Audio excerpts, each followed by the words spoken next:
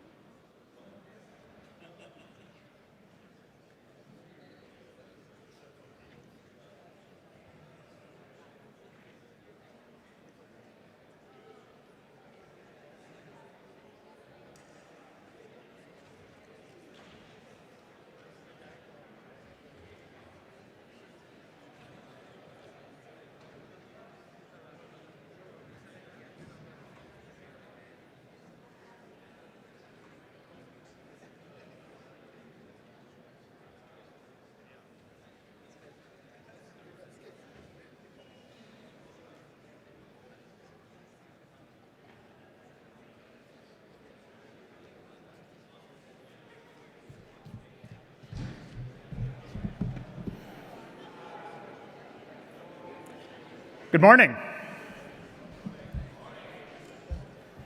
Welcome. How's everyone this morning? Wait, hold on. There's like 400 people here, and I heard like maybe 3 of you. So let's try that again. All right, good morning. Good morning. Yeah, all right, welcome.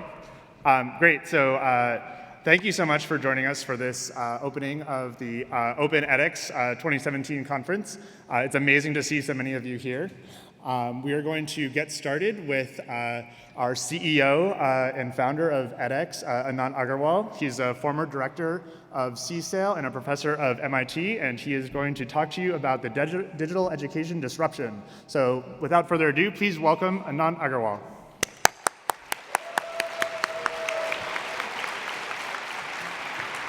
Thank you. Good morning. What fantastic energy. I'm just so delighted to welcome our whole Open edX community and the learning community to this opening of Open edX. We're just so absolutely proud of our Open edX community. You guys are absolutely fantastic. Together we are reimagining education. And as we think of reimagining education, it's always useful to think of what is the world going to look like? What's the kind of world that we're going to see in this 21st century of ours? And as we understand that, maybe that's what we need to think about reimagining in terms of education. So without further ado, let's jump ahead. Okay, so 2030. So I would like you to all fast forward yourselves to 2030. Now, 2030 is not that far ahead. Okay, it's only about 13 years ahead. And for those of you who think that's a long time, remember, Y2K happened 17 years ago, and most of us still remember what that looked like. So think about 2030, and I want you to answer this question for me. What fraction of today's jobs will be around in 2030? Yell out the answer. What percentage of jobs of today will be around in 2030? 70%. 40%. Yeah, yell out the answer. Where are all the 400 people? 37%. So 50%. 50% of today's jobs will be gone by 2030. 50%. This means, just to put 50% in perspective, it's a big number. To put that in perspective, just imagine, next time you talk to somebody else and look them in the eye, by 2030, 1 out of every 2 people will not have a job. So by 2030, we have a massive planet-scale upskilling problem at our hand. Half of today's jobs will be gone because of automation, AI, technology, and so on. Planet-scale reskilling effort. If you look at whole new fields have been created. So for example, data science. This phrase did not exist in 2008. In 2008, people were still debating, should we call this new field that's coming up data science or big data? At the Computer Science and AI lab, where I was before edX, we were debating the same thing, and I hated the word data science. I much preferred big data. Because data science has science at the end of it, and anything which has science in it is not a science, like computer science. But physics doesn't have science in it. Chemistry doesn't have science in it. Biology doesn't have science in it. So anyway, that's go figure. So the entire world is changing in front of us.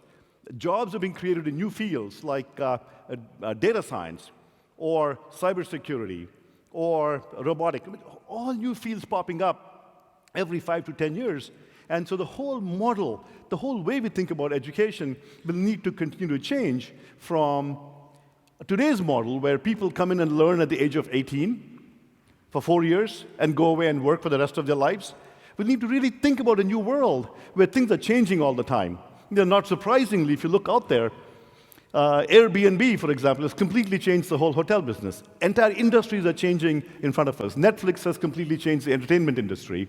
And then you think of telecommunications and hospitality management, transportation. Everything is changing before our eyes. But education hasn't changed a whole lot. So why not? We know there's a problem. Universities are set up, many of us are part of universities. We are set up to educate people at the age of 17 or 18 for 4 years, 5 years, 6 years, and thereabouts. But what about this massive planet-scale reskilling? So we can say, all right, maybe leave that to corporations. Maybe corporates will train all of the people continuously throughout life. But then you talk to corporates, what the corporates are saying is that their education is too costly. Technology is moving way too fast. They just cannot keep pace with technology. Too much turnover. People are staying much shorter in jobs than they used to in my father's generation. And there's no scalability. They have massive workforces all over the world, and education just doesn't scale. So the question is, how do you look for a solution to what the future of education should look like in this context?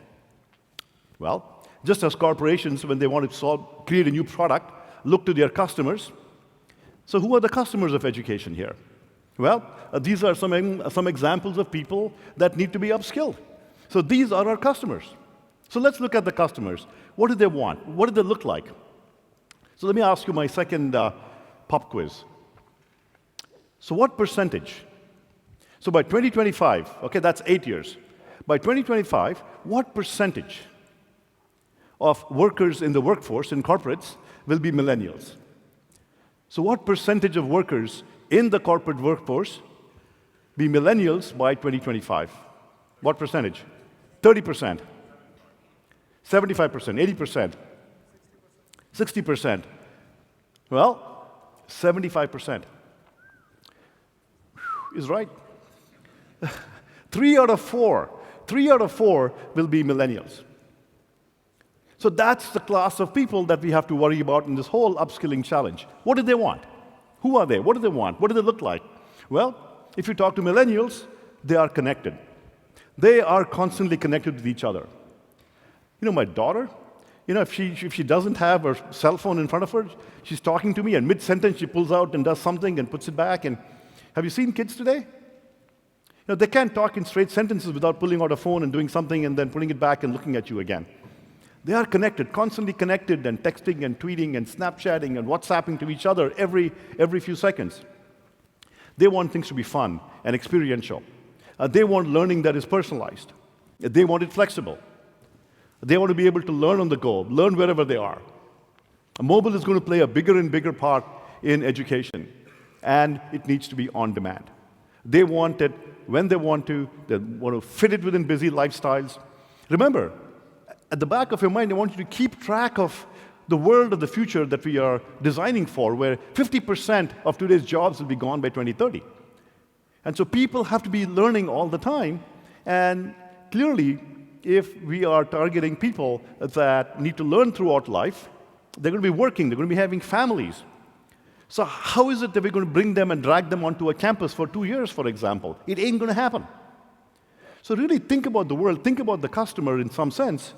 They're going to be people looking to be upskilled at massive planet scale.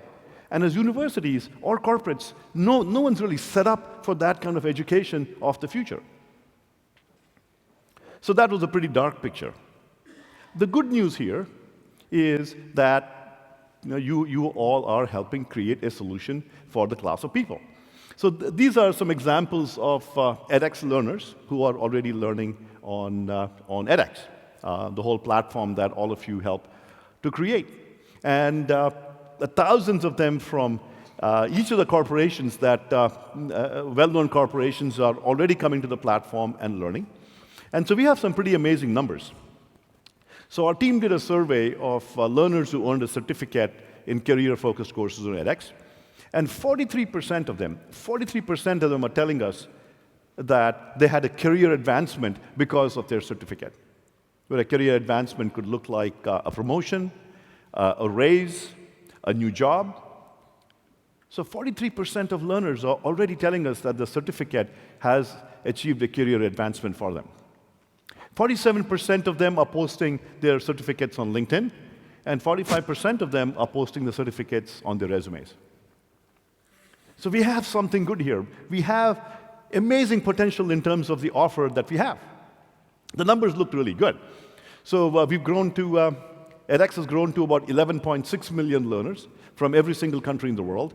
More than 1,500 courses, about 130 global partners. A large number of you are here. And also, as we moved into credit to create this pathway from universities to continuous education, over 8,000 learners have taken courses on edX and are now eligible to obtain credit for their courses.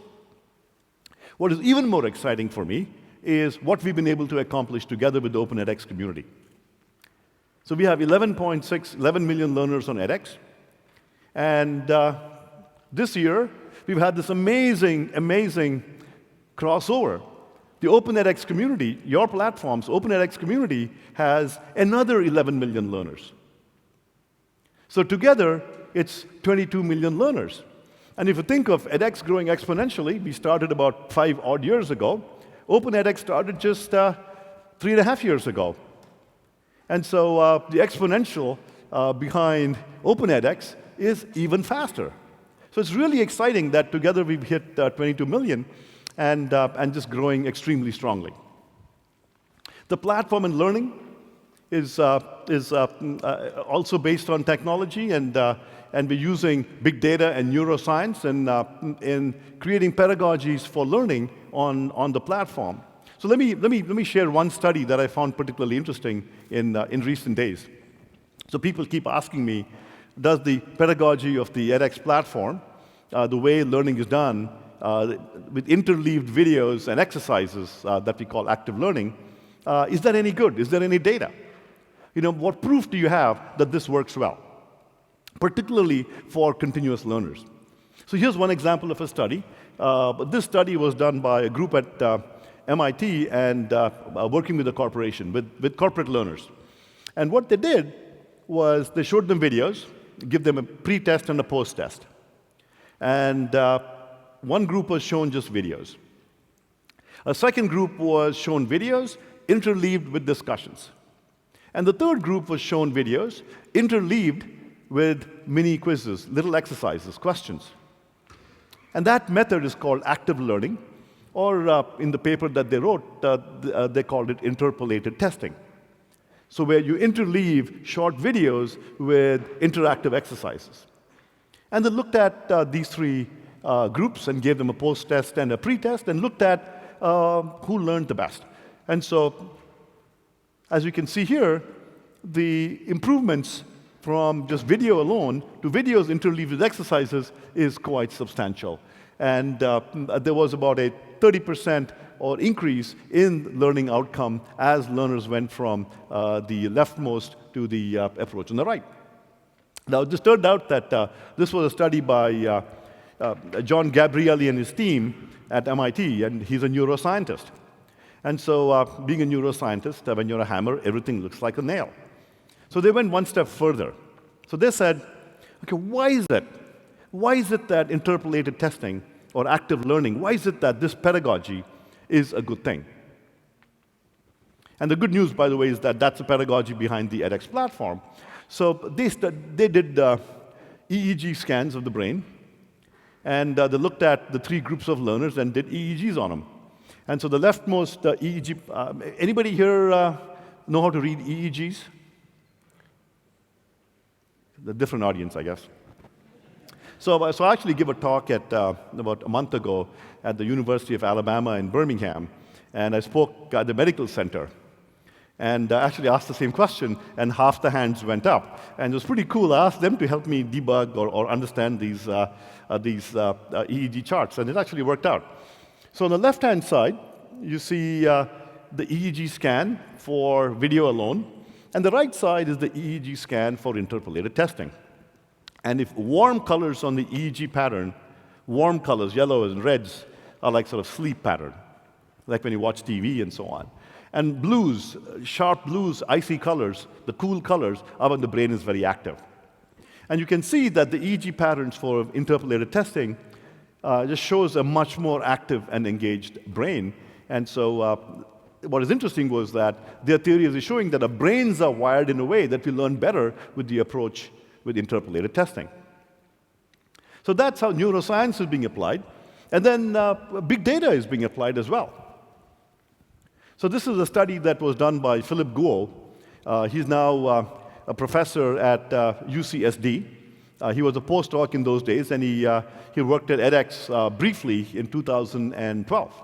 So he did a study with large amounts of data. So we are using big data to learn how to learn better. And what he did was he looked at about 5 million video watching sessions. Not 1, not 10, not 100, not 1,000, but 5 million video watching sessions. And on the x-axis is plotted video length. 3 minutes, 6 minutes, 9 minutes, 12, 15, all the way up to 40-minute videos. And on the y-axis is plotted engagement. And the way he measured engagement was, what is the mean time? How much time did somebody watch the video?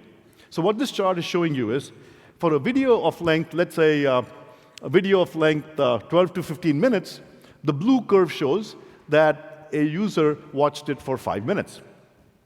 What is amazing is that the peak engagement, the peak watching, was for videos that were roughly 6 minutes long.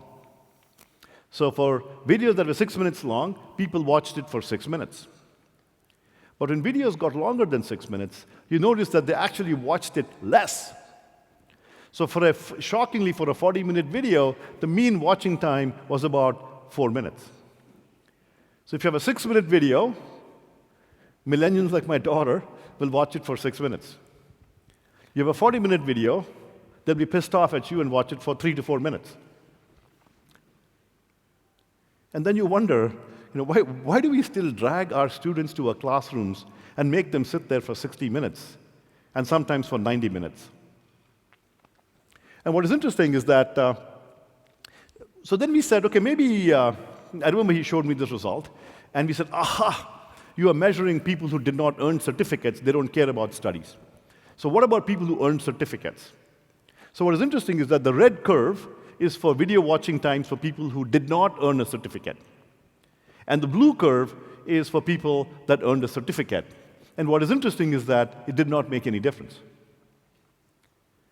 So this is just one example of the kinds of things we can learn from the big data that we're able to gather from learning. So what should learning look like in the 21st century? Okay, so we talked about millennials, continuous education, where people are learning throughout life as fields keep changing, as jobs keep changing, and where they need to be engaged on the go, and they need to be using techniques like pedagogies of active learning to get really engaged. What about things like credentials? What should learning products look like for the 21st century? And again, I want you to think about the learner that may have graduated from college, or maybe has never gone to college. And for people like that, it's going to be very hard for them to come back to college and spend 2 years in college. So remember the 50% of learners that need to be upskilled, for instance.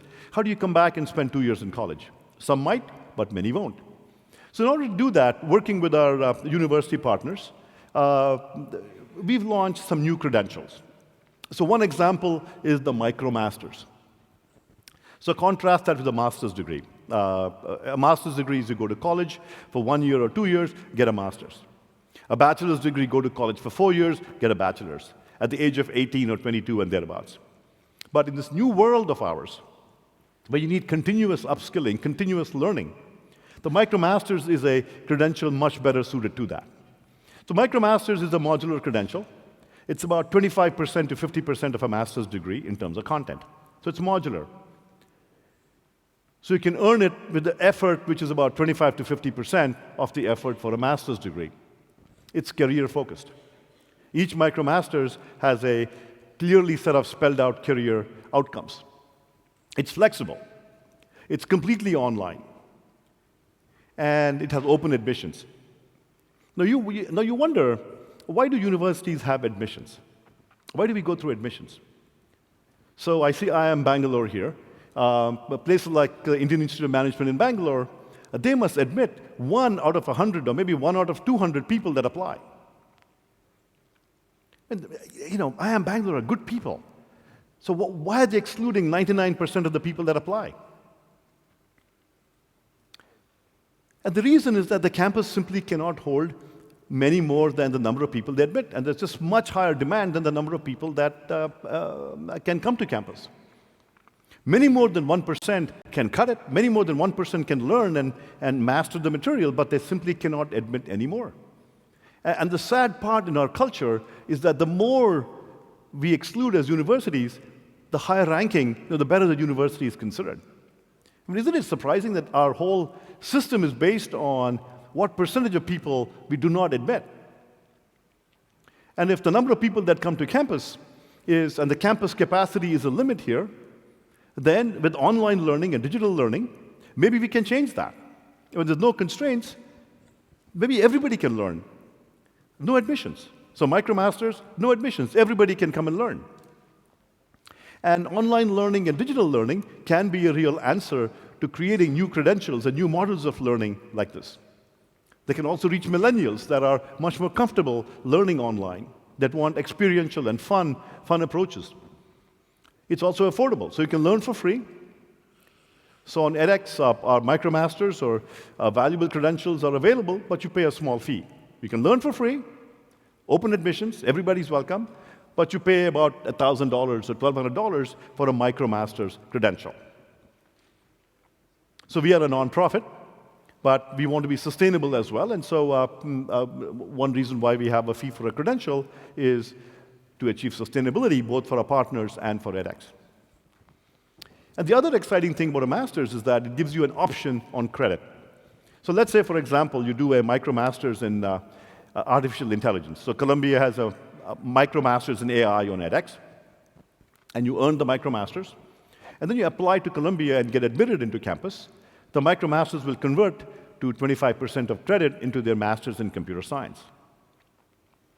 So it's an exciting new approach. So it's like you're getting an option on credit.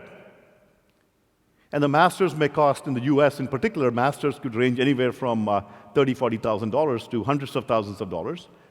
And if you want to go and get a full Masters, this will give you a pretty hefty discount on your Masters program. So the MicroMasters is this new credential and this new educational product, so to speak, that is modular, it's online, open admissions, it's free to learn, and gives you a pathway to credit.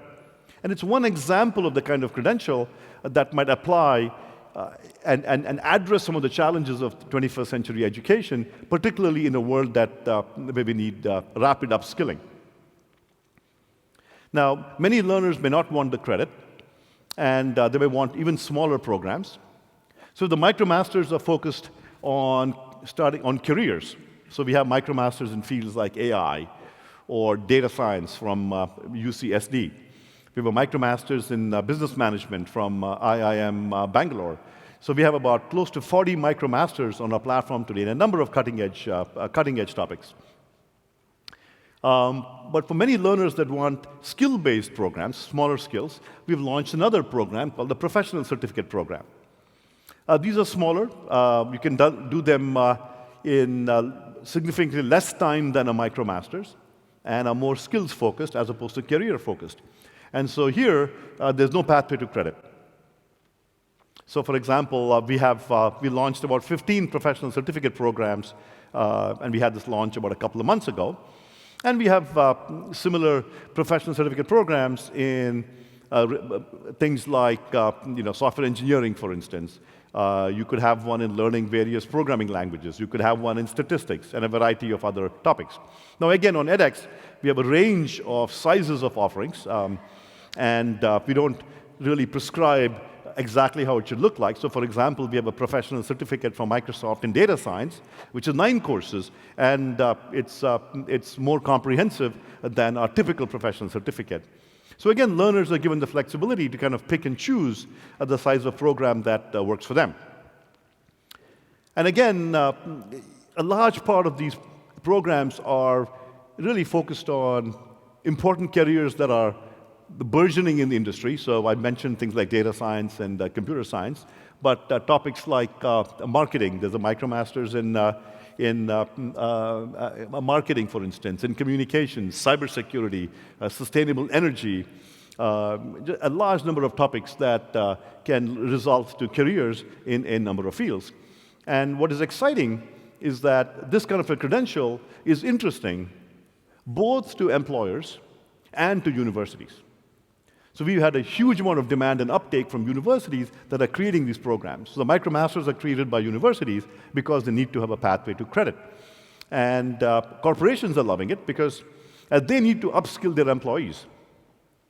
It's much harder for them to send their team members to a university for a year or 2 years, but it's much easier for them to think about having them upskill with a modular online program. So this is really addressing a need in the world today, and for a market of learners that universities really cannot address, and universities were sort of cut out from that market, and there was a huge demand from the corporate side. And so this might form a really, the MicroMasters and professional certificate can form a really interesting bridge between university and the corporate world. There's also many new exciting kinds of products that can come out once you modularize education. Once you unbundle education, once you unbundle the credential into a master's degree and unbundle it into a MicroMasters, a piece of it, many, many exciting new approaches in education can be thought about. So here is one example. So in January, we partnered with Georgia Tech and launched an online master's degree in analytics. So this is a top 10 ranked program. And the beauty of this is that it starts off with a MicroMasters in data analytics from Georgia Tech. You can do that on edX, online. And as with everything on edX, you can learn for free. The graded assignments, the videos, the exams, there are exams and so on for the free learners as well. And you can earn a MicroMasters, and it's $1,500 for the MicroMasters. You apply to Georgia Tech, you get admission, you can now sign up and convert 25% of that credit towards a master's degree. And what's exciting is that the entire master's degree is online and also runs on edX. So there's about 12 courses. They all run online on edX. All courses are available as MOOCs. In other words, there's a free option for learners that want to learn for free. And if you want credit, then you have to get admission into Georgia Tech, and we put you into a credit cohort. And you follow a pathway, you get extra support and help from advisors at Georgia Tech, and you follow the credit pathway. But a significant number of learners may simply want a MicroMasters. They can stop at the MicroMasters in this unbundled credential and leave after a MicroMasters. But those who want to continue for a full online degree can continue on.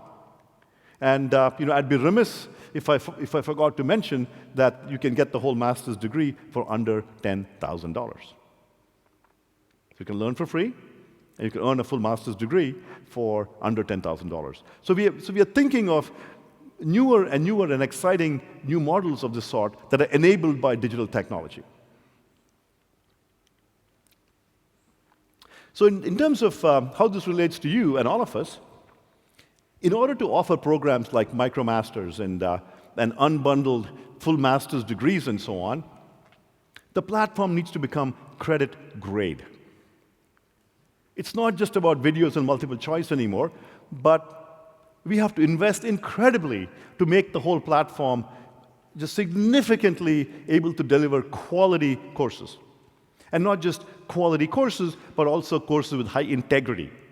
How do you know that a learner did the work they're supposed to do?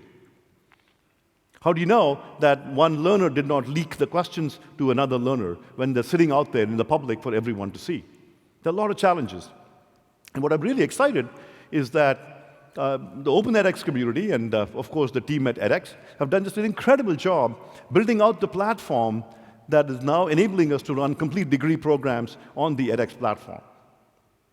So as an example, you can now do timed exams on edX. So instead of the exam just sitting there, when the student opens the exam, boom, a timer starts, and the exam will shut down after a given amount of time. So you can give timed exams. You can control exam visibility. That says the instructor can decide, after the exam is done, should the exam be left available for the learner to look at, or should the exam close and the learner not be able to look at the exam? Should the exam be able to appear on a given date at a given time? Randomized problem banks. So one thing that we do customarily is that for the free track, there's no certificate there. So for the free track, you don't care if they're cheating, they're just hurting themselves. So you have one exam that's open all the time. So you create one exam that's available and open all the time. But for the credit track, you create a second exam with randomized problems. And that's the exam that you protect and you're very careful about. And so we built out a mechanism in the platform, not just to do randomized problem banks, but also to do cohorts, where you can, so that's on the right-hand side, where you can group learners according to their objectives. So the free learners, people who pay and are on the credit track could be in the credit cohort, and you can be giving them different exams, an open exam for the free learners, and a separate randomized problem exam that you really worry about, whose integrity you really worry about in the cohorted track. We've also worked to integrate virtual proctoring into the platform. We work with one organization called Software Secure, where the virtual proctoring enables learners to take the exam, and a webcam takes a video while they do the exam, and the video is then watched offline, so it's an asynchronous approach. And offline, it can be watched to see if the people cheated or not. And we've gotten amazing help from the Open edX community in doing a lot of the stuff. So for example, is the Raccoon Gang here? Where's Raccoon? Yeah. So the people in green.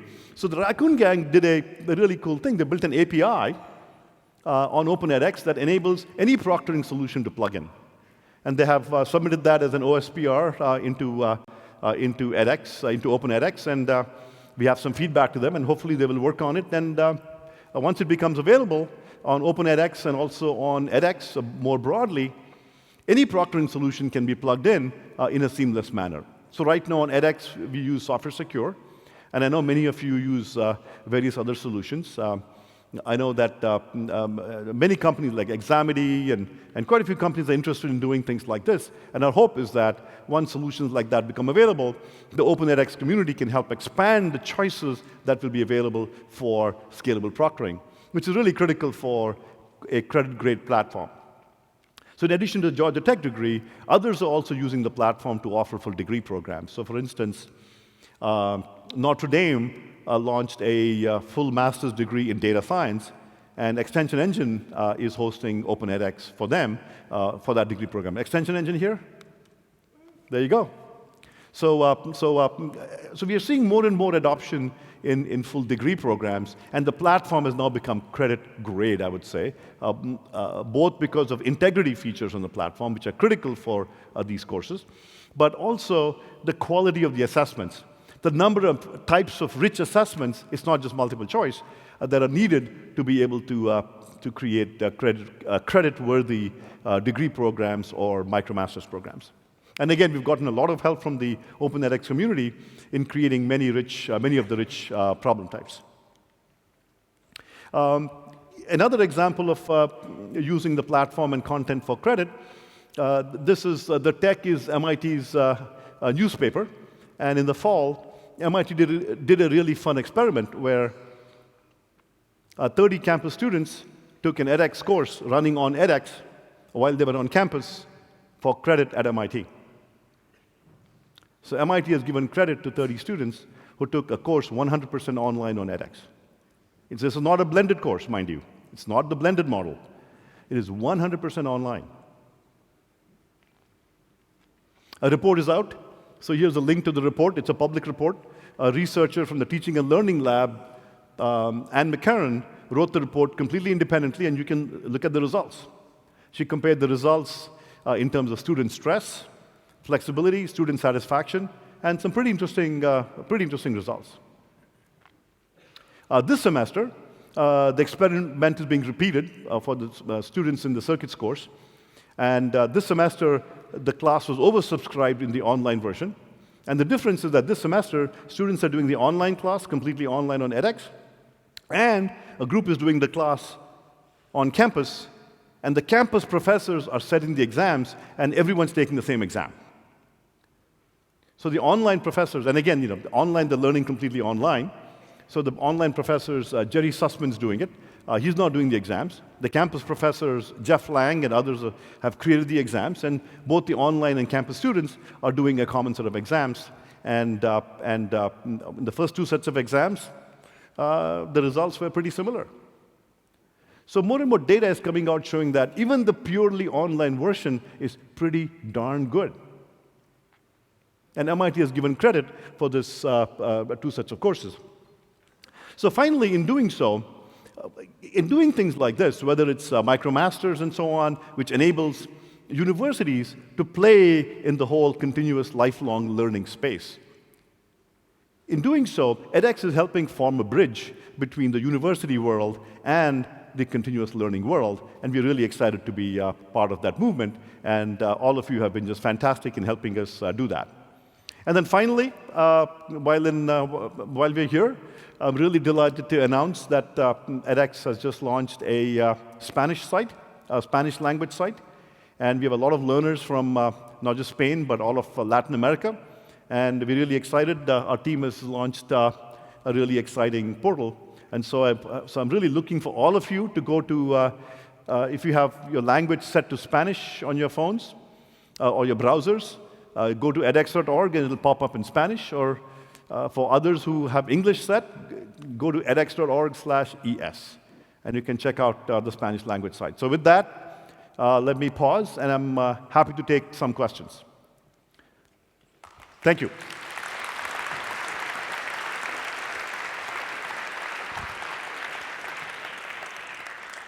So go ahead with the questions. All of you get to ask questions. Only Pierre does not get to ask questions today.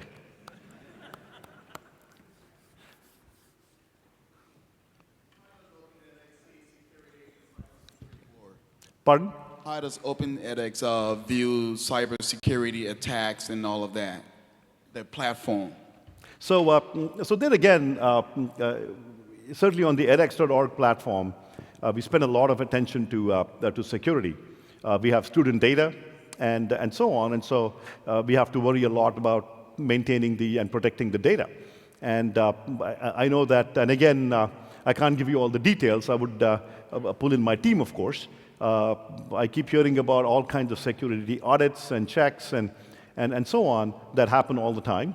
And even in the edX platform, there's constant fixing of bugs and loopholes and so on. So I know that the community, all of you and edX, think really hard about maintaining the sanctity of the data and creating a secure platform. We did talk about security, but accessibility is also very important to us.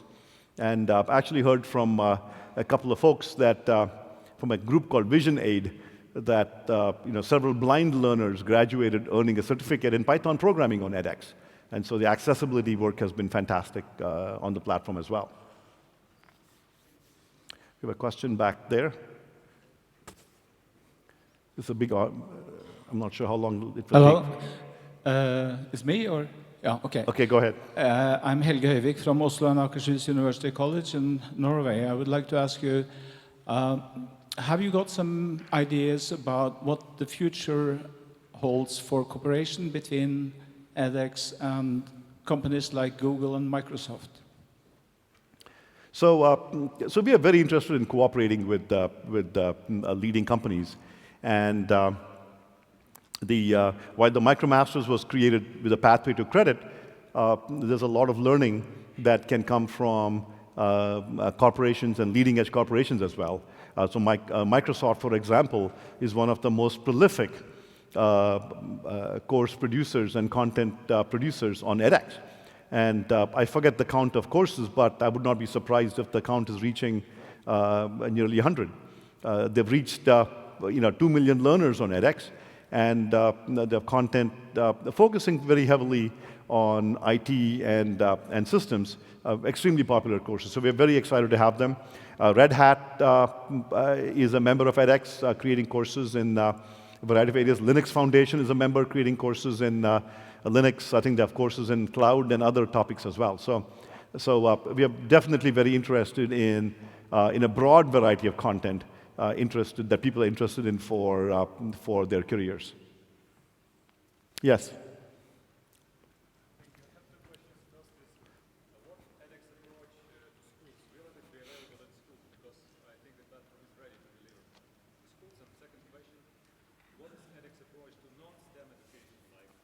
Got it. So when you say schools, do you mean high schools or colleges? I'll ask the question. Yeah, I'll answer the question in a second. Okay. So there are two questions. The first question is, what is edX's stance vis-a-vis K through 12 schools? How do we work with that? My answer to that is pretty simple, which is that we have focused on higher education at the college level and the graduate level. So we have courses at the freshman level of college where you can take the courses and you get credit through ASU, through our partnership with them on Global Freshman Academy. So our focus has been at the higher ed level. That said, we do have about 75 courses at the high school level, particularly for AP courses. And the reason we did the high school level courses was to prepare the learners to be able to take the more advanced courses, the higher ed courses that happen on edX. So I'll make a plug for one course. So for example, our own Carlos has a great course in Java programming, which is AP Computer Science, which is a high school level, extremely popular computer science course. It's a course divided into 3 modules. And so we have many, many AP courses, very exciting. But again, it's not a big focus of ours. We do tend to focus at the higher ed. Then your second question, remind me what the second question? Non-STEM. The second part was, what about non-STEM? So there again, remember, when I talked about MicroMasters and professional certificates, these are career-focused courses. Now, that doesn't mean that they're only STEM. You can do career-focused courses in a variety of fields. So for example, we have a MicroMasters in social work from Michigan. And there's a variety of MicroMasters in what you might call non-STEM. The platform supports a large number of courses in the humanities. Courses in history, there's many courses. There's a course on learning Spanish. I think it's from Valencia. Many language learning. Tsinghua has a course on learning Chinese. And we have several Chinese courses from a variety of partners. So the platform supports many of these features that we use peer grading to grade open-ended responses. We have a feature on the platform called Teams that enables small groups of people to do team projects. So there's quite a bit of support for the humanities as well. So we see a whole range of courses. Yes? This is a question regarding how you ensure the quality of the courses provided on edX regarding the question is, how do you ensure the quality of courses provided on edX.org in terms of pedagogy? So we do a number of things. Certainly for the edX brand, we are very careful about the kinds of courses that we would like to see offered on the platform. They have to be high quality and so on. So we do several things. So first of all, we have a very large open edX community where each of you control the brand and the quality of the courses on your platforms. On edX, we work with a small group of partners, and the partners care about quality and their own brands and the edX brand, and we rely on partners to create quality courses. edX creates best practice documents, and we have training sessions both at universities and at edX on a regular basis. I believe edX might be offering training at this venue as well. And so those are some approaches. We built, if you Google MOOC development checklist or edX MOOC development checklist, our team has also built a checklist. We don't call it a quality checklist, but it is a checklist. And if your courses don't meet the criteria of the checklist, we won't put it on edX. So the checklist talks about you need not just videos, you need videos and interleaved assessments. You need a discussion forum. Your course needs to have spell out the objectives, needs to spell out a syllabus. So many of the features that are considered quality are listed there. And so our partners have told us that simply even having such a checklist enables them to know what kinds of things they need to have in courses. So, and then, of course, we have 1,500 courses, so it's very hard for edX to go through all the courses. But our team also does spot checks. We also listen to student feedback.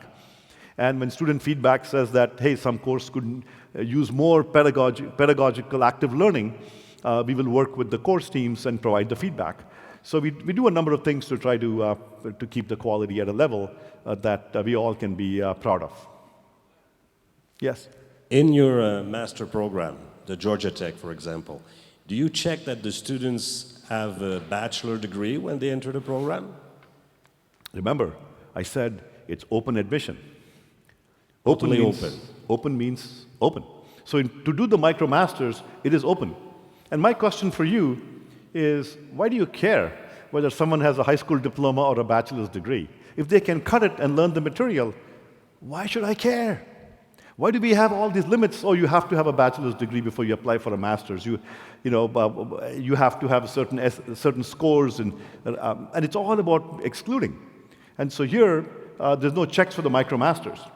To get admission into the master's degree program, again, you can learn for free, but to get admission into Georgia Tech, they have their own admissions policies and so on. And I don't have insight into what they look for. But I would imagine that their admissions would be pretty typical for universities. Yes?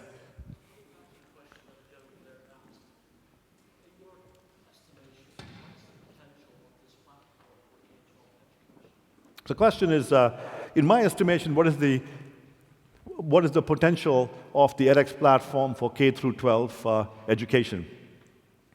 So as I said, we are offering high school level courses in a variety of topics. I think we have a course teaching French. We have AP courses, a lot of the introductory math and geometry and trig.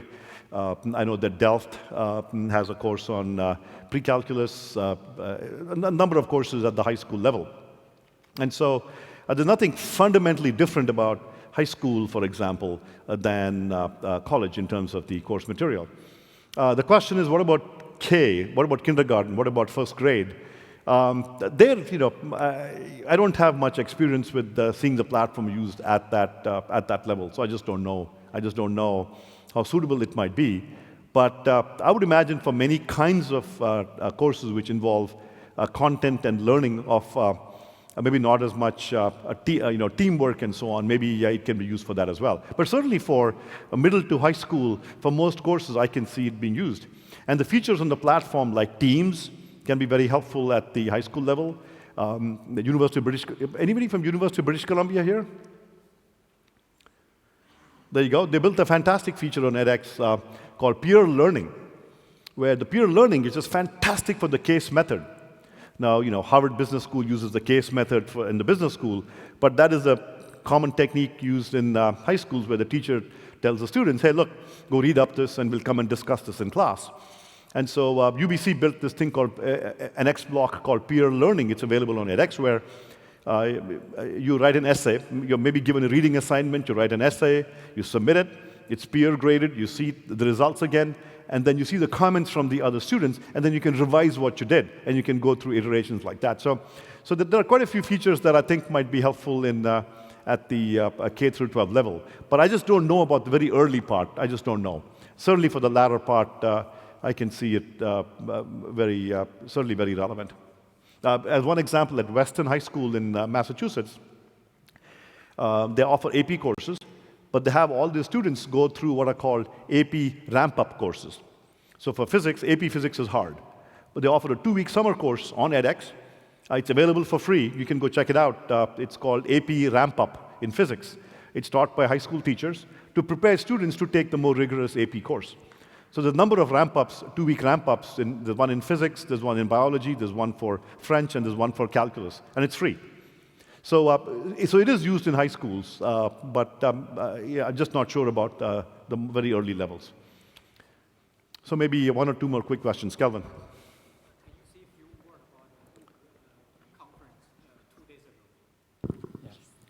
Can you give us a summary about the MOOC conference 2 days ago? So the question is, can I give a quick thoughts on the conference from 2 days ago? So I think it's really, very broadly, it's really exciting for me to see the MOOC movement.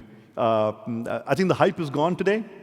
All the thing about, MOOCs will eliminate universities and we professors won't have a job, and all of the hype is gone. But I think the real practitioners are now putting pedal to the metal, nose to the grindstone, or, and really, really going at it. And I call it the quiet revolution. So the noisy part happened and it's gone, but now it's a quiet revolution in education happening. And people like you, people at Open edX, people at eMOOCs, people at Learning with MOOCs, these conferences are now really sitting down and doing the research and learning. And there's a quiet revolution happening in education, and I think we'll see some spectacular results in 5 to 10 years. Maybe one, how much more time do I have? Okay, maybe one or two more quick questions, yes. Hi. What are your thoughts on the proliferation of platforms and courses and their long-term impact of learner satisfaction and belief, I would say? Because today when I go into edX, Coursera, Udemy, Udacity, all the regional players, there are so many of the same courses. So there's a redundancy, and I have no idea how to choose. The same cybersecurity course is everywhere, and I think after a while, people don't know how to choose. Now, these are good questions. So I think there is maybe an idea for entrepreneurs to come up with approaches to help students decide. So for instance, there are many differentiators. So today, how do you decide whether you want to go to, let's say, TUM in Germany, TUM, or you want to go to Aachen, or how do you decide where to go to university? Everybody has a calculus course, but how do you make a choice? So what do students do today? You look at what other people say, you look at the brand of the university. And on edX, I think products like the MicroMasters, which offer pathways to credit from very well-regarded universities, I think is pretty unique. I don't think there's anything similar out there, so it's very unique. So we have a cybersecurity MicroMasters from Rochester Institute of Technology. And then a lot of learners want to also learn from corporates. So we have a fantastic data science program for Microsoft.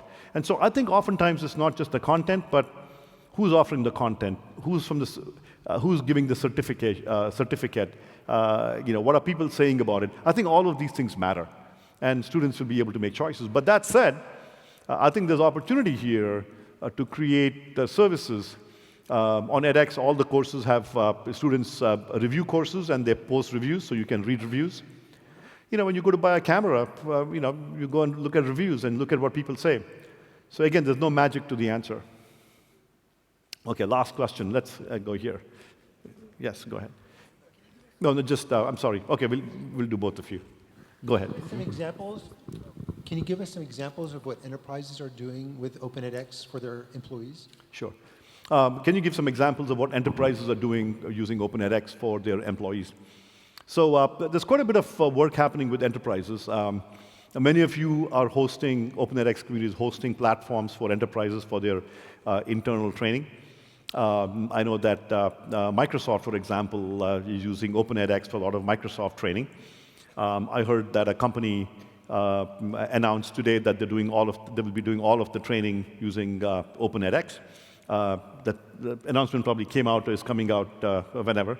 So there's also, edX also works with corporations. We have edX for Business, and we have a corporate advisory board with corporates like IBM and Accenture and Microsoft and Boeing and Shell and Hilton.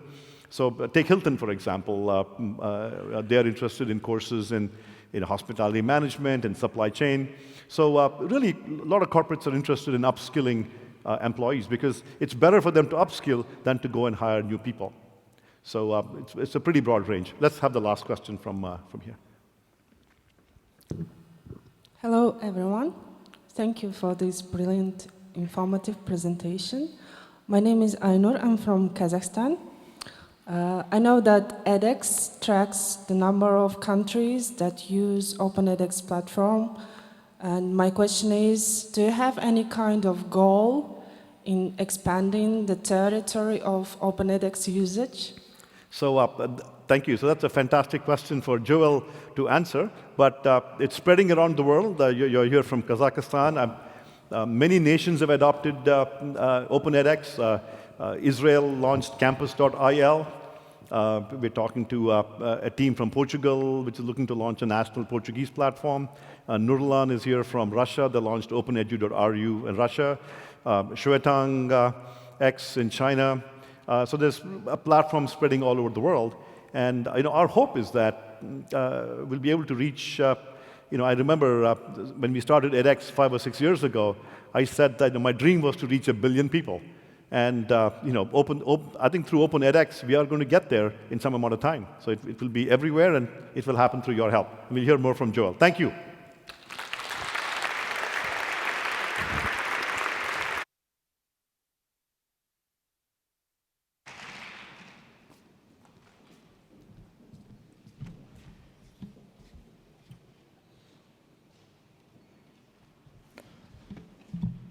Wow, thank you. Thank you so much, Anant. I mean, you have to understand, without his vision and his idea of edX, we would not be here today talking about this. He really led this revolution, and I just want to give another round of applause for Anant. It's always inspiring to hear him talk.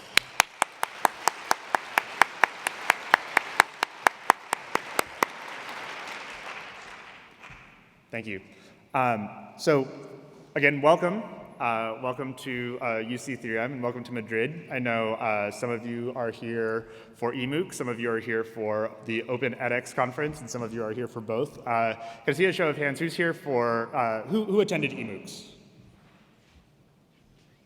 Awesome. Did you have a good time? Yeah? It was amazing, right? So I heard so many great conversations happening about that conference, and so much great feedback and connections that were being made. And hopefully we can continue those conversations here. How many people are here at an Open edX conference for the first time? Oh my. Wow. Well, welcome. Thank you.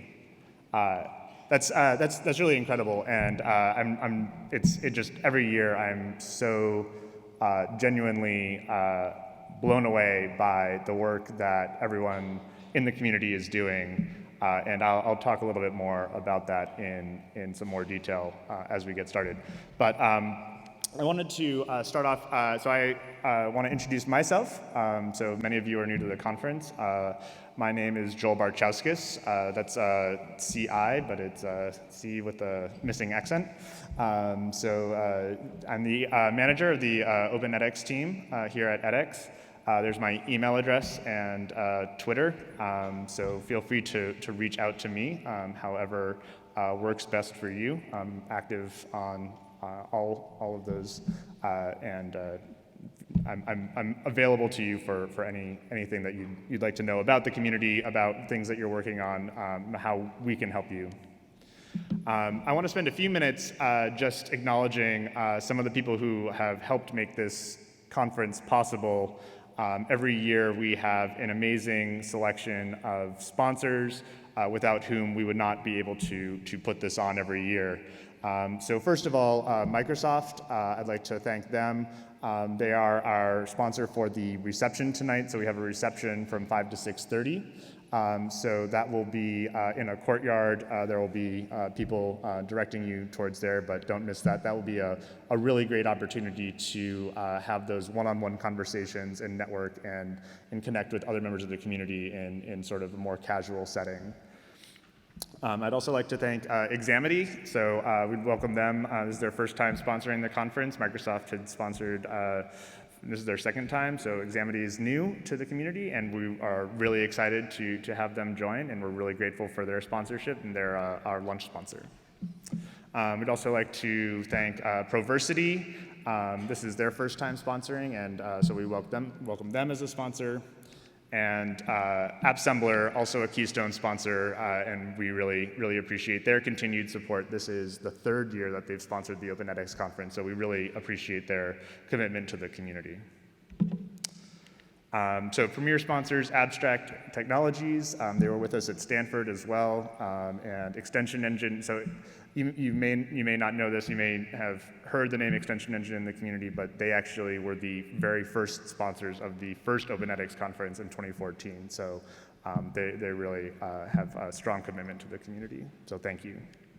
So, with that, these sponsors are all have tables outside in the reception registration area. Please stop by, say hi, thank them for their support of the community. They really appreciate that. Contributing sponsors, IBL Education, Raccoon Gang, and Arbisoft, thank you to them as well. And to our media partner, Opino, and EduStack is a friend of Open edX sponsor as well. And of course, this incredible venue and this incredible city are all made possible by our gracious hosts, UC3M. I want to thank Dr. Carlos Cluse, who I said, had this vision of a week-long online learning extravaganza. And so he really followed through with that and created this wonderful week-long event. So I'd like to give him a huge round of applause, as well as everyone from UC3M.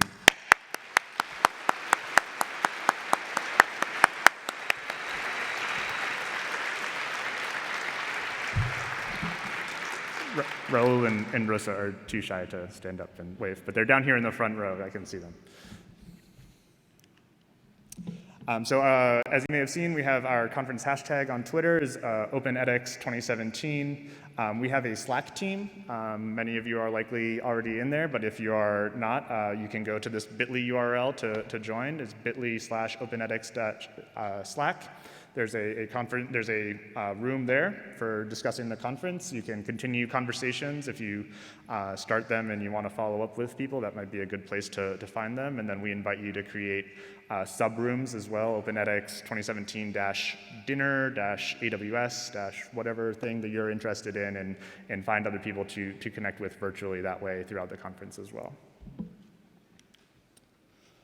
So a couple more housekeeping notes. So all of the plenary sessions will be here. We have a great talk from Vincent Zimmer coming up this afternoon at 4:15 from Chiron. And then we will be hearing from Nick Van Dam tomorrow morning from McKinsey. He's the global CLO, and we're very honored to have him as well. We have 3 different rooms for breakouts. There's this Londegrados D03 and E06. There's signs to those, and there will be staff with pink badges to help direct you through the conference.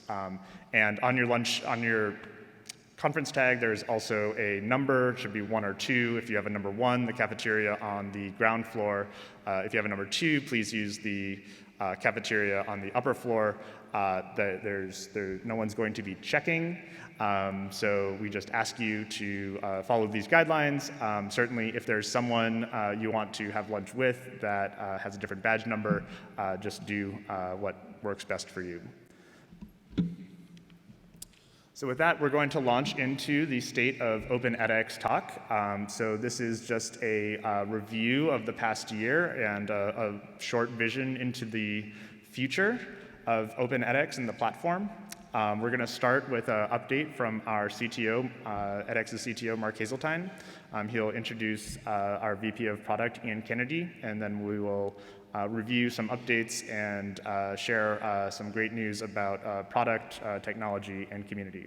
So with that, I'd like to welcome our CTO, Mark Hazeltine.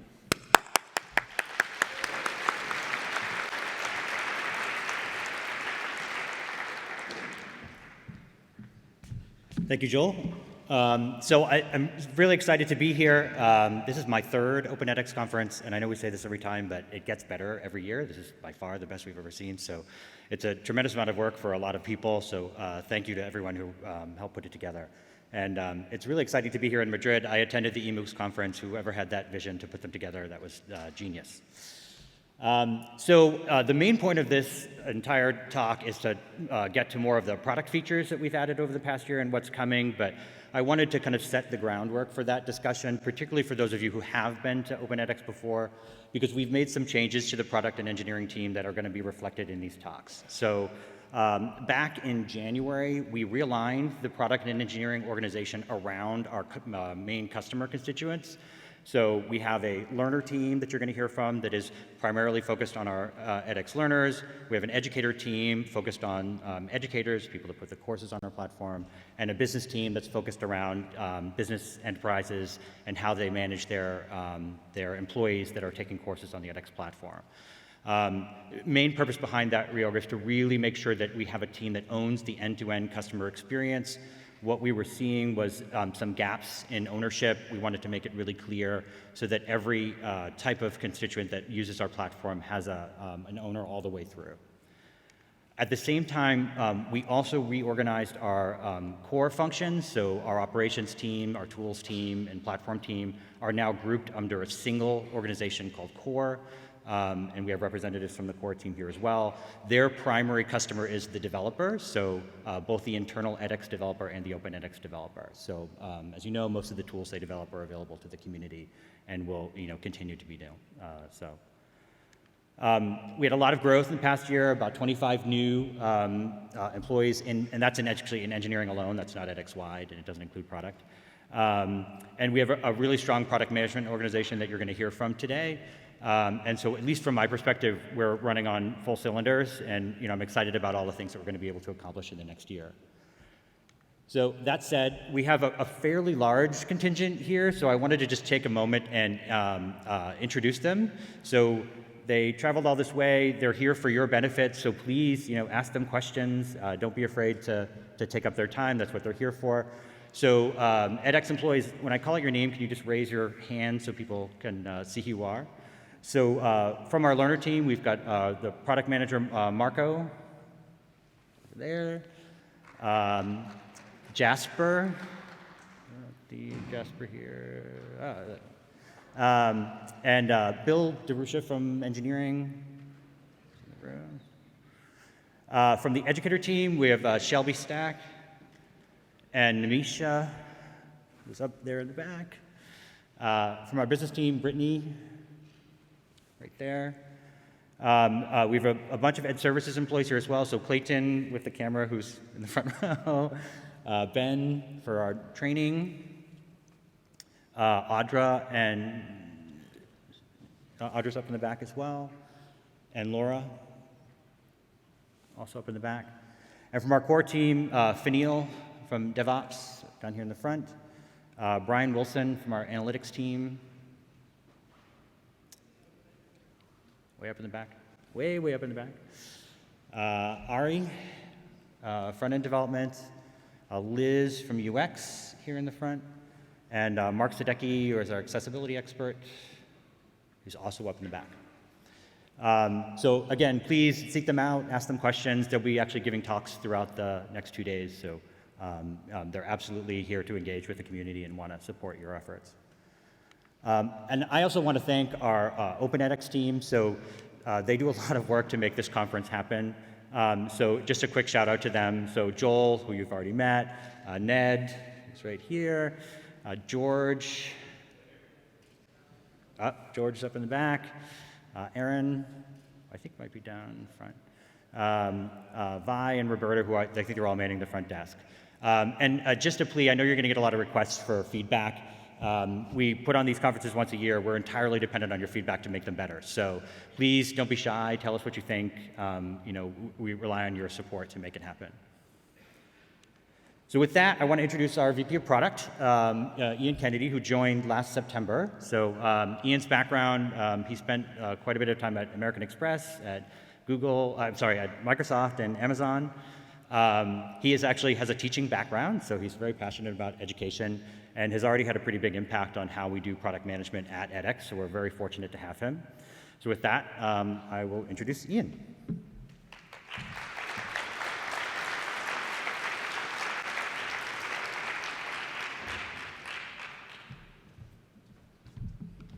Hello, everybody. Quick show of hands, how many of you were in Paris for a global forum? Okay, just a few. I just want to reassure you, I did half that presentation in French. I will not be doing this in Spanish.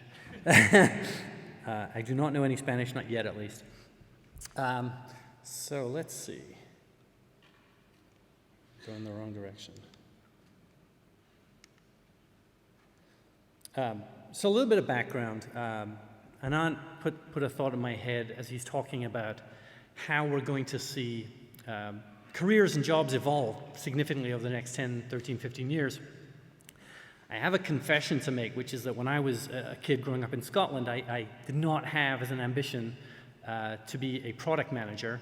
I had no concept of what a product manager was at that time. I'm not even sure that the role was particularly well defined. What I did want to be at that point was Indiana Jones. And so what brought me to the States actually was to study a PhD program at Columbia in New York City in medieval history.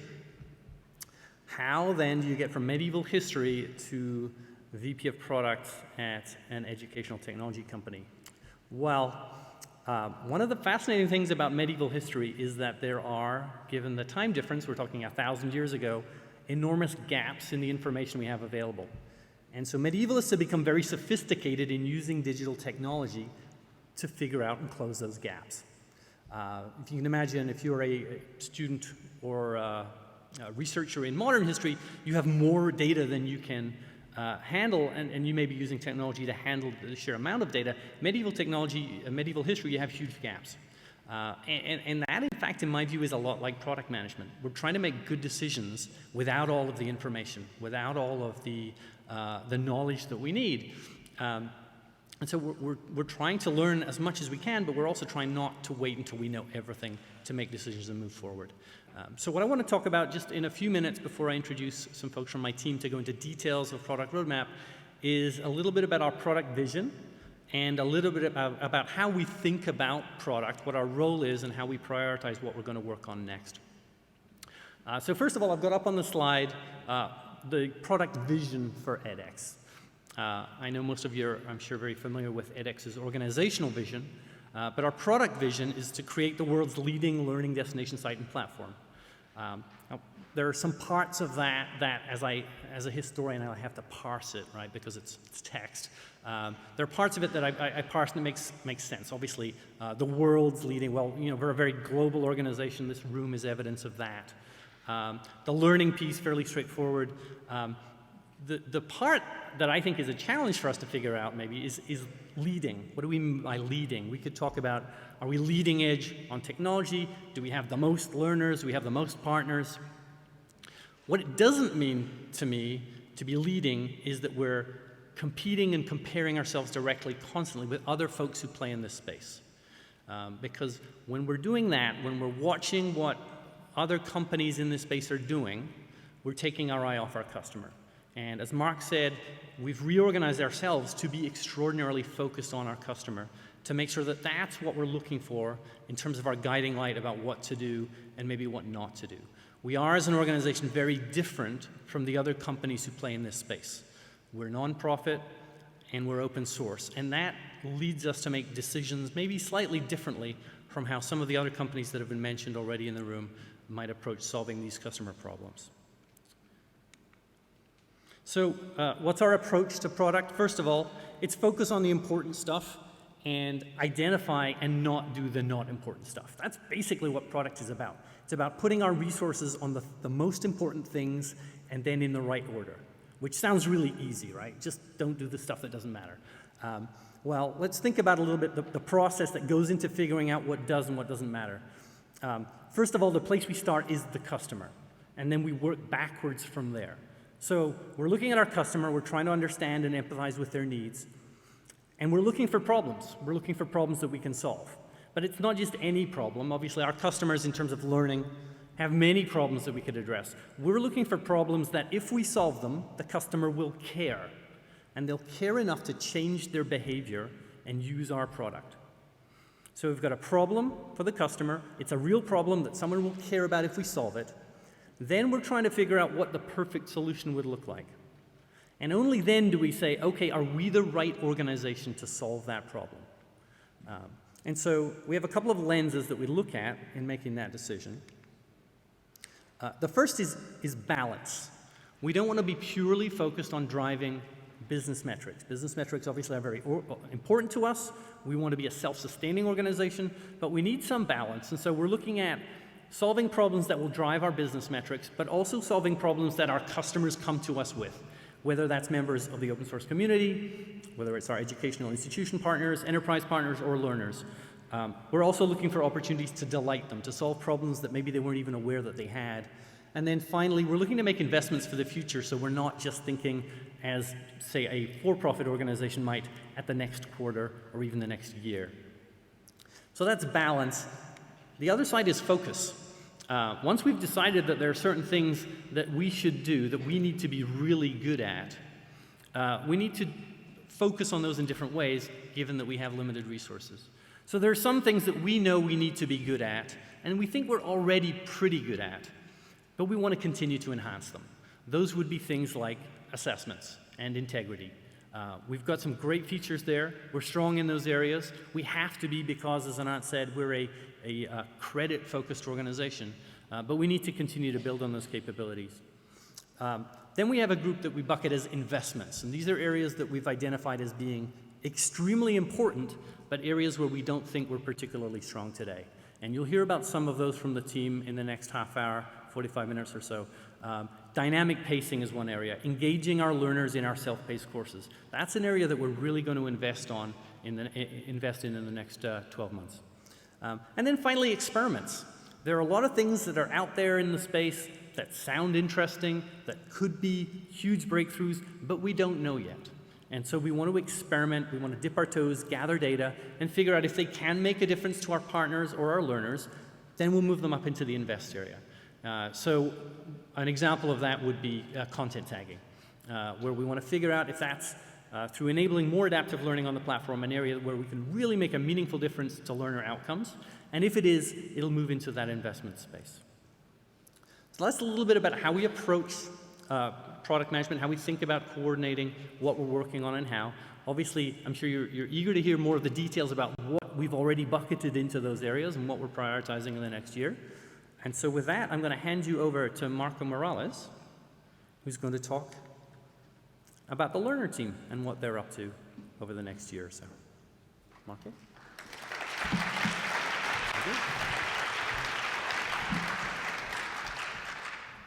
Hi, everyone. So Marco Morales, I'm here as a representative from the product team for the learner group. So just a little bit about the learner group.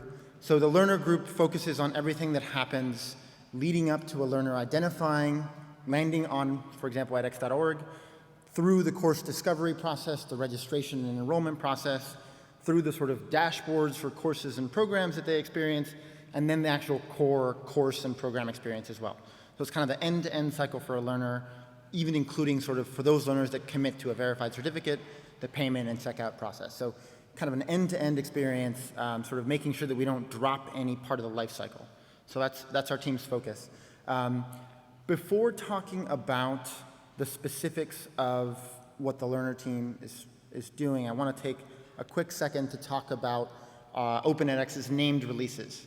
So the named releases, as you may or may not know, is the primary way that we help the community keep track of sort of the weekly changes or sometimes daily changes that we actually have as part of edX, and make sure that it's easy for you to move from version to version.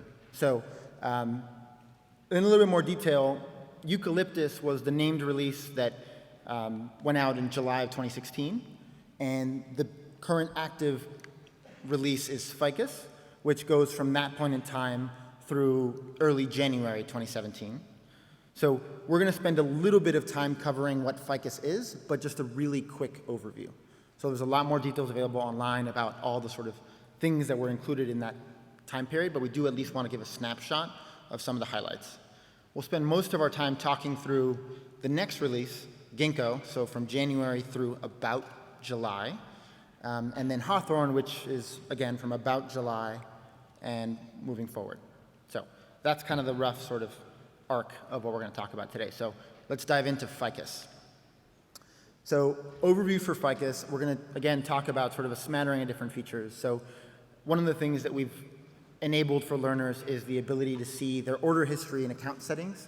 So for learners that had sort of course payments in any way, it was really hard for you to identify what you'd paid, what the receipts were, how do I get sort of clarity into that. So we've added that to the account settings.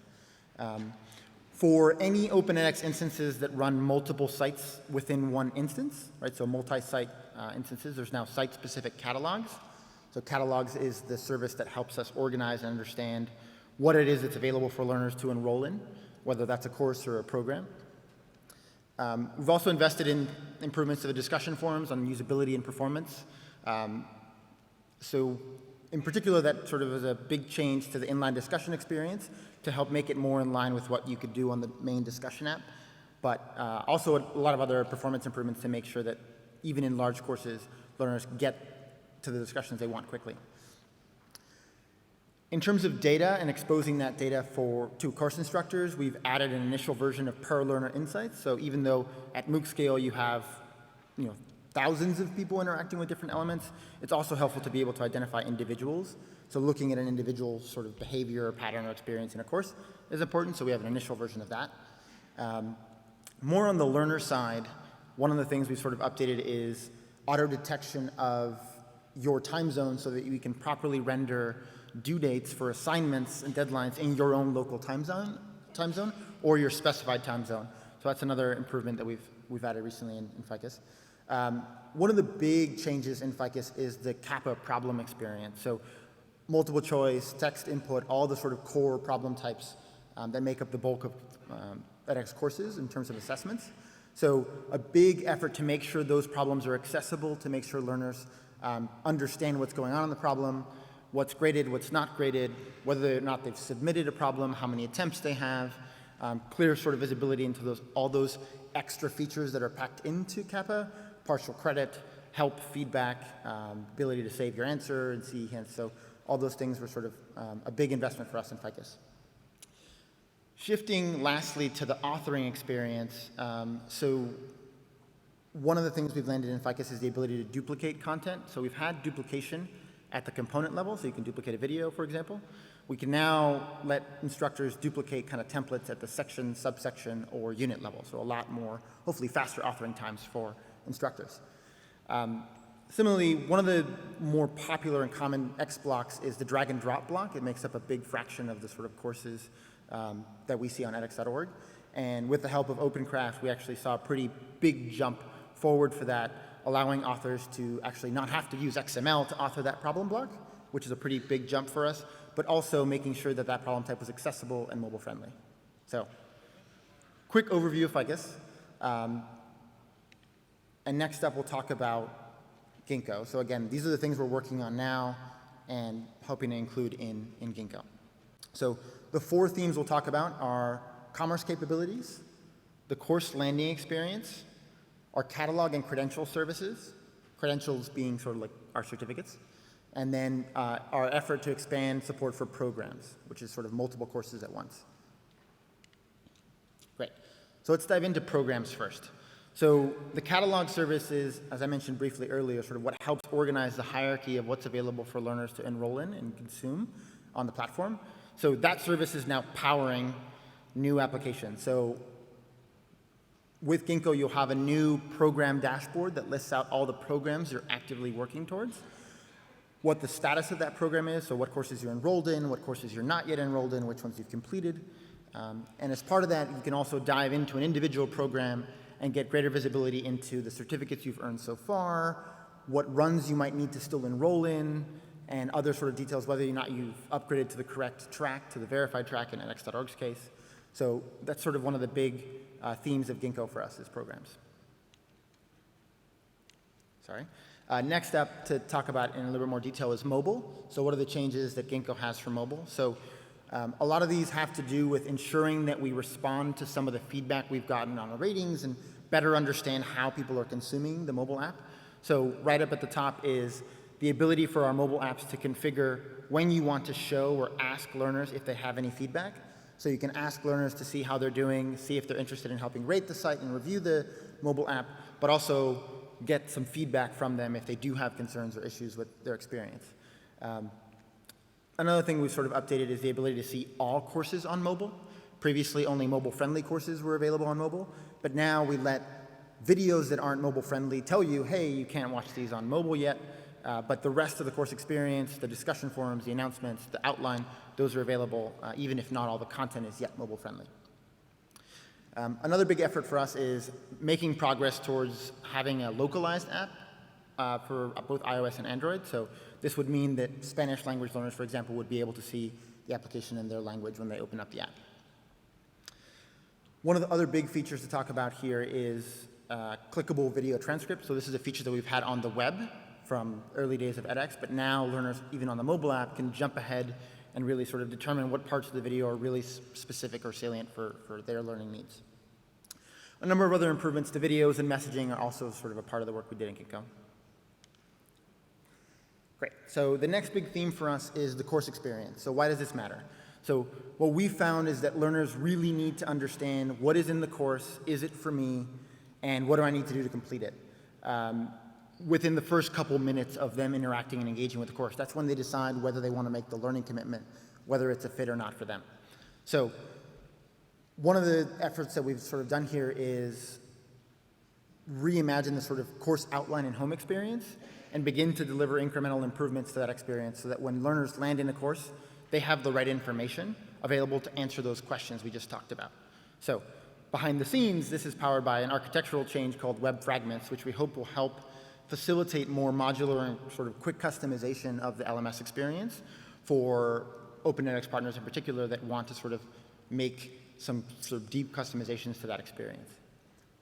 In addition to the core course landing experience, we've also made improvements in other parts of the sort of broader experience for language awareness. So the login and registration page now are aware of your browser language so that we can show you the language, login and registration page, in Spanish, for example. So even if you're not yet someone who has an account who's told us what language you would like, we can actually still show you that experience correctly. The other thing is that your certificates, so the end of the course experience is also something now that we're making language aware. So you'll be able to see and read what it means to have received this certificate, this MicroMaster certificate or course certificate in Spanish, for example. Onto this, one other thing I missed is onto this sort of new course home experience and outline. That's where we begin to sort of build in basic progress and sort of more motivators that we'll talk about a little bit for what's next. Quick talk on commerce, catalog, and credentials. So a lot of what powers the ability to enroll in things, the ability to get certificates, and the ability to sort of upgrade. So a big emphasis on coupon and enrollment codes for anyone who wants to drive or use additional incentives to get learners directly into a course for free, or use discounts to get people to enroll into the course as well. The checkout flow is now also responsive, so if you're looking at paying on the mobile web, for example, you can now do so as part of Ginkgo, and some additional usability improvements to really make that more streamlined experience were also a part of this work. Similarly, you can see the theme. This page is now language aware, so you can also have a checkout experience in Spanish again. So just the last quick bit here is on the learner team, what are we looking at next? So what does the world look like from July onward? So super high level description here, but the themes we're looking at, we'll start first with payments and program bundling. So we're looking to integrate with some integration points for payment providers so that we have more flexibility for any sort of open edX partners in particular that want to test or explore different payment providers. And then program bundling is another thing we're looking at. So for learners who are interested in making a commitment in this multi-course world, like the MicroMasters or the professional certificates, the ability to sort of pay all at once, potentially with a discount, is something that we're looking at as part of this sort of program bundling effort. So next, moving into the learner experience, we've talked a little bit about how we're currently working on making sure those basic questions are answered for a learner when they land in the course. The next questions within that set are, what am I doing and what do I need to complete? So understanding a learner's goals and their motivation and also helping visualize their progress towards those goals are important to ensure that we retain learners in courses, especially when it's easy to have life get in the way. So that's another important theme for us next.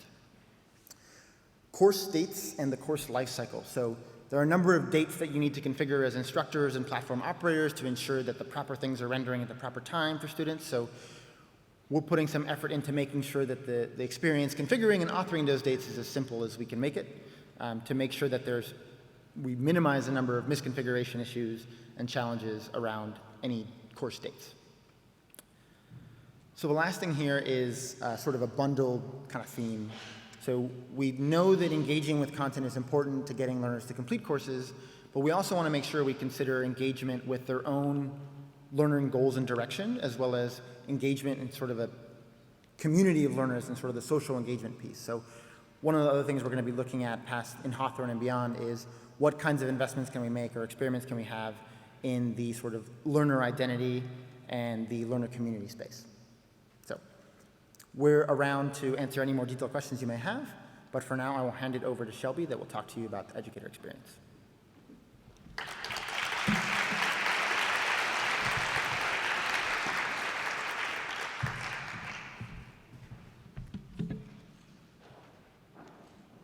Hi there, I'm Shelby Stack. I'm a product manager on the educator team, and the educator team is very focused on the end-to-end experience of our course teams and partners who are creating and building courses and programs on our platform.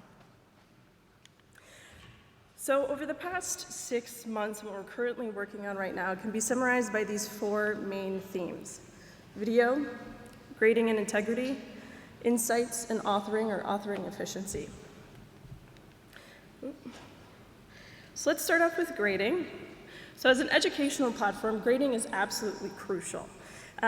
Grading previously was computed on the fly. So what that means is that, for example, if a learner accessed her progress page, her grade would be recomputed in that moment. So as you might imagine, that could sometimes, very occasionally, lead to unintended changes in your grades over time. So what we do now is we have a very robust grading infrastructure where we save grades at key points in time. So for example, when a learner presses submit or when a course team decides to rescore a problem. This makes our grades far more reliable, far more performant, and also allows us to build out different features and functionality that could consume grading information. So you can imagine transcripts, visualizing course progress, etc. Relatedly, partners such as OpenCraft and MIT have recently contributed integrity features, which are also very important for our high-stakes courses and MicroMasters programs. So the screenshot here is an example of that. So for truly summative assessments, you're able to suppress the results and feedback until the due date or the course end date passes. Related to proctoring, we've also invested in this quite a bit over the past 6 months. We have quite a bit of performance gains as well as usability improvements for the learners. Switching now to the authoring efficiency standpoint, we have 3 major themes. Related to video, the video workflow to date has been both manual and a little burdensome due to our reliability on YouTube. So as a first step in being able to automate that video workflow and improve the viewing experience for our learners, we've added HLS, which is adaptive streaming playback capability to the Amazon hosted videos, so that's added to both our pipeline as well as to our player. Building off of the duplicate capabilities in Ficus, we can now move content in Studio, which is very exciting. So for example, if you were creating a survey and you wanted to have it in multiple places within your course, you can easily duplicate it and just move it. So we're very much looking forward to, in the future, being able to extend this functionality to different sections in your course as well as across courses. A much smaller project, but I think will be very impactful, is we'll soon be automating certificate generation. About 5% of our student support inquiries are around, where is my certificate? I think we'll be able to solve that problem by twofold. One, automating the certificate generation, as well as surfacing that information to learners as to when they can expect to receive their certificates. So beyond CAPA, multiple choice, ORA, or open response assessment, is by far our most popular assignment type. Credo recently contributed major enhancements to this problem type, including an instructor overview in your course, so you can see the summary statistics for each assignment. It also includes a very streamlined staff grading workflow, so huge improvements there, as well as improvements to the learner experience, so clearer instructions and improvements around being able to upload files.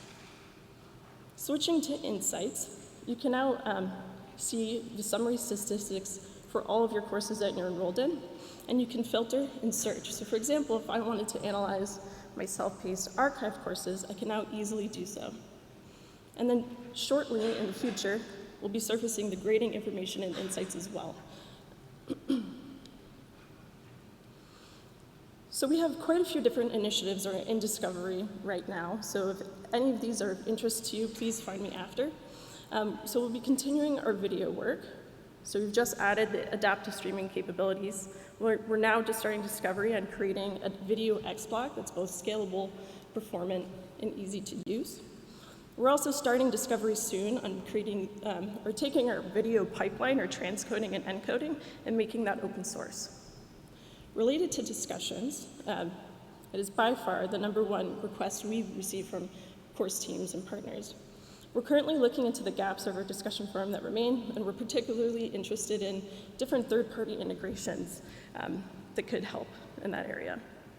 Related to learner engagement, the educator team is very much focused in on the self-paced experience. While self-paced provides learners with key flexibility, we do sometimes see lower engagement.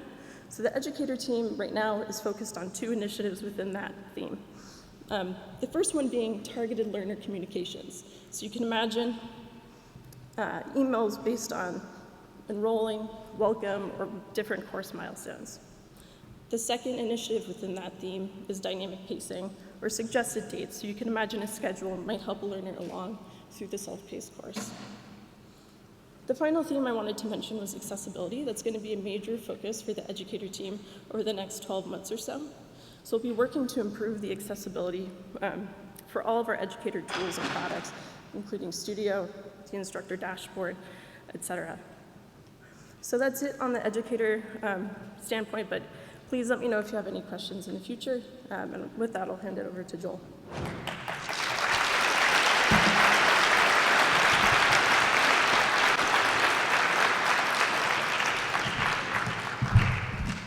Awesome, wow.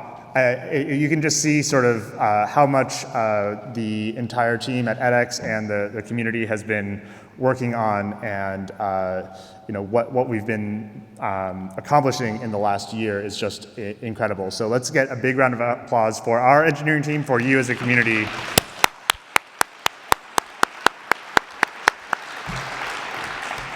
I can't wait to see what comes up next.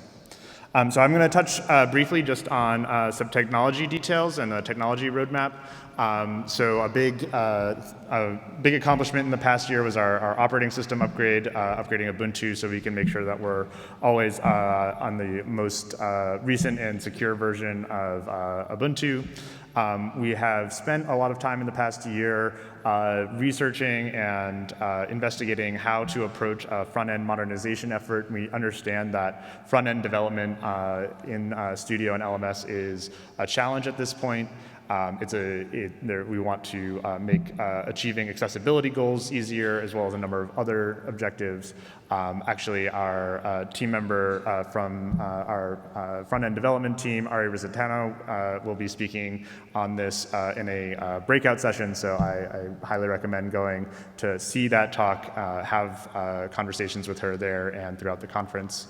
Lastly, at last year's Open edX conference in Stanford, we rolled out the Open edX proposal process. This is our technology decision-making framework that we think is a really big step forward in opening up the decision-making process, getting more feedback from you and the community, and trying to make the best overall technology decisions possible. This is really important, and this is a really important interaction for us with the community to get your feedback, to make sure that we're making the right technology decisions for both ourselves and for you. We've seen a huge success with that. We've had 12 of these published in the past year. There's 4 in progress. You can see there's a link here to, you can see the currently published ones. There's also a Slack channel where you can find discussions, as well as you can find them on GitHub. So what's next from a technology standpoint? So I mentioned the front-end modernization effort, so we're moving ahead with React front-end components and Bootstrap 4. This will be something that we're looking at adding incrementally. We are also looking at container-based developer environments. So we had some people trying this out yesterday at our tutorials, and we're excited about this as a first step towards exploring using container-based technology for more parts of our deployments. The Django 111 upgrade, like the operating system upgrade, this is, of course, critical for staying on top of security patches, and that's something that we've committed to achieving by the Hawthorne release. And then the updated core platform architecture, this is a lot of conversations around LMS and Studio and the future of the edX platform as a whole. Our edX architect, Nimisha Astagiri, will be talking about that here in a breakout session as well. So if that's a topic that's of interest to you, definitely go to that talk and find Nimisha and give her your feedback. Great. So that was just a little background on the technology. We talked about product, and I promised that we would talk about community. So, as we see here, just looking around the room, there's been incredible growth in the community, and I wanted to share what we've seen. And of course, I want to continue to hear from you more about what you're seeing, what you're doing in the community. So we have counted over 800 open edX sites. That's sites that are offering courses based on the open edX platform, which is just incredible, and over 5,000 courses. So this is really a huge step forward. We're just continuing to see the reach of the platform grow, see more and more people adopt it, and see it become easier for people to adopt, both based on improvements from an engineering perspective, but also from innovations from the community in terms of SaaS offerings and things like that. So every year this happens. So Anant always speaks before I do. So he gets to put this number on his slides, and I can't stop him. So this is, I just wanted to repeat this because it is incredible, right? So 22 million learners. This is what the impact of those 800 plus sites is, right? These real, actual learners learning things on the Open edX platform, this incredible platform that you all are helping build and deploy and put out that content. And based on solid research and pedagogy. So this is a huge accomplishment, and we know that that billion learner goal that Anant put out there is not achievable without you all and your efforts in the community. So looking a little bit closer at some of those sites, how are we achieving these numbers? The different kinds of ways in which the platform is being used continues to amaze us. So if you go to Class Central, and there's like classcentral.com/providers or whatever it is, there's 39 providers there where they have different course reviews. So this is MOOC sites and that sort of thing. 9 of the 39 sites on Class Central are based on Open edX. That's incredible, right? I mean, that's like, that just blows my mind. When I went through and saw that list, I was like, all of these sites are using Open edX. National platforms. So Anant touched on this also, and we see this as a real critical way of driving the impact of the platform, is working closely with national governments who are offering education to their citizens. We think that this is just an amazing way to offer MOOC scale, massive open online education. It's just working through these governments, and we're really interested in working in concrete ways with governments who are doing this work or are considering it. So that's really a thing that we see as a key driver of adoption and of extending the reach of the platform and extending its impact. So those are some big numbers and big impacts, but those big impacts are enabled by individuals and individual organizations that are contributing to the community in a number of different ways. So one person who I'd like to recognize who was a key figure in helping us with our Ficus release testing, which is, every time we put out a release, we need feedback from you in the community to understand, is this release of the right quality? Is this have the right tools and upgrade path and things? And so we're always looking for that feedback. Pierre was super helpful in that process. And he's also super active on our Slack channel, particularly our ops channel, where people are really talking about deployment issues and release upgrades and things like that.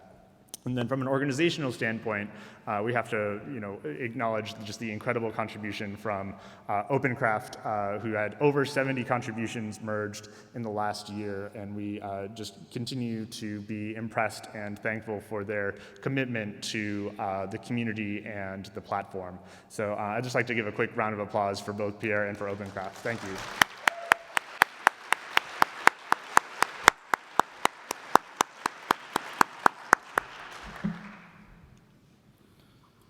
Of course, there's a huge array of contributions that have been made in the past year. These are some selected ones that I wanted to highlight.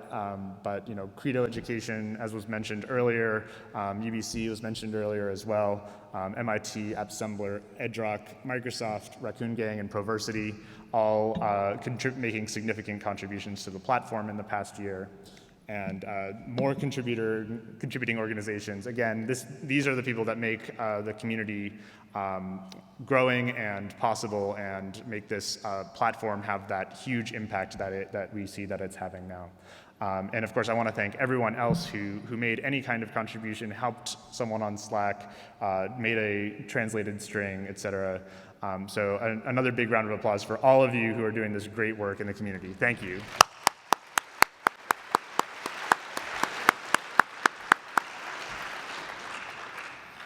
So I wanted to touch briefly on, how can you help the community? How can you help us continue to make this platform have a huge impact and be a success?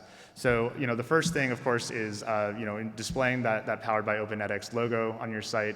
That's a huge help to spread the understanding of the brand, as well as help other people learn about the platform and it's, that it's out there for people to use. Linking back to edX.org. So you understand that, of course, there's so many contributions from the community, but a huge amount of effort is put forth by edX as an organization into this platform, and our primary sustainability is driven by edX.org. So anything that you can do as a community member to help learners find out about the great content that we offer on edX.org is hugely appreciated and helps us continue to invest our efforts into the Open edX platform. Sharing your feedback and helping others on Slack and the mailing list, of course.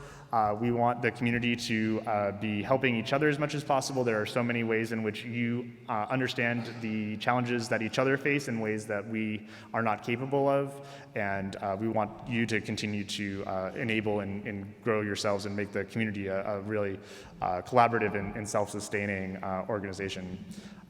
So I mentioned translations, documentation. There are so many ways to contribute to the platform that are not writing code. And I don't think we talk about this enough, and I'm probably not talking about it enough right now. There are just so many opportunities to fix a screenshot in the documentation, to add translations. We have tons of translations in TransFX already, and reviewing the translations, things like that, to get that quality up there consistently is a huge help. Conducting experiments and research. So Ian touched on those three levels of sort of product, where we are with different parts of the product, and experiment is one of them. So we really see the community as a great way of gathering feedback about what sorts of things are really being effective, and we want to enable you to experiment and give us that feedback. And lastly, of course, just share your story with us. We're here. We want to hear about what the great things that you're doing are, what your ideas are for how we can make the platform even better. So please just find any of us and tell us your story. So with that, I think we are going to open it up to questions, and I'm going to invite the speakers up here just so we can cover any questions for anything that's come up in the presentation. We'll just have maybe 2 or 3 questions. Well, I guess, yeah.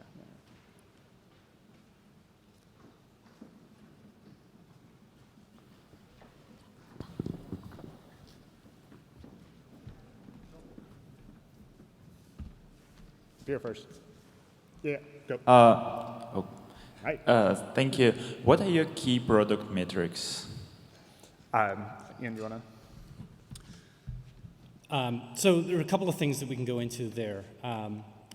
We have measures of the performance of the team as an organization in terms of how we're doing meeting customer needs, and then we have metrics of the product itself and how it's performing. And some of those are more on the business side, and some of those are more on the customer side. We're actually doing some really interesting work just now, really focusing in on the customer side, and that's both on the learner and the educator. We have a business intelligence team that we've really built up in the last year, led by Adley Henley. And we don't unfortunately have any representation from that team here, but what we're doing is trying to identify in learner behavior what are the critical actions that we want a learner to take in the first hour, day, and week that gives us an indication that we've captured their attention and they're going to stay with us. So at the moment, the focus is on within the course, but I can imagine certainly over the next year, I'd like to extend that to looking within the platform at the learner level. But just to give you very specifics on learner engagement, what we're looking at is within the first 7 days, how many days of engagement do we get from a learner within the course? And what we're seeing is very high statistical correlation with 2 days of learner engagement within the first 7 correlates extremely highly with continued success through the course all the way through to completion, and also with verification to the paid track. Awesome, thank you. Over here. Thanks for a wonderful group presentation. I'm Rainer Sauerborn from Heidelberg University in Germany. You mentioned the portability of the edX platform to smartphones. Now, I work a lot in rural India and rural Africa, and what is a smartphone? What's the hardware requirement? Somebody mentioned 500 million smartphone users in India. I don't think that these 500 million can run the edX, have the requirement of memory and so forth. So what is the hardware requirement, and what's the penetration of this type of hardware in those countries that we tend to not reach? Thank you.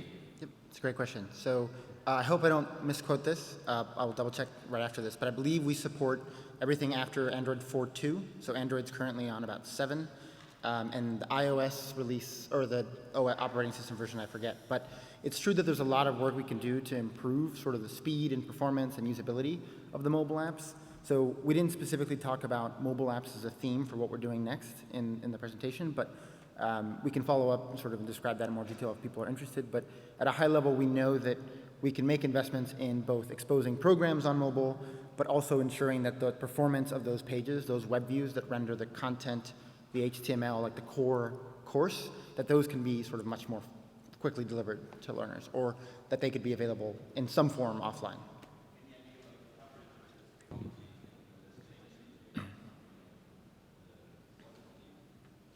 How many people do have these kind of devices that could use edX in India, let's say? So we know that mobile usage is a lot higher, especially in the sort of more rural environments that you described. I don't have necessarily like the geographic breakdowns by country for that, or sort of how it compares for edX, but we do see similar patterns sort of at a high level where about a third of our traffic actually is coming from a mobile device or a tablet. So that is sort of what we're seeing right now. Last question. Joel, I believe it was you who mentioned on the front-end side a focus going forward on Bootstrap 4 and React. Yes. What does that mean in relation to the prior efforts on the UX pattern library? Right, so the same team that is working on that has been involved in that effort. I don't think there's anyone up on the stage right now that's a expert on that topic, but I would highly encourage you to go see Ari's talk and talk to her about that. So with that, we're going to finish up here. It is lunchtime, so I invite you all to check your badges and find the ground floor or the upper floor cafeteria and enjoy the rest of the conference. Thank you.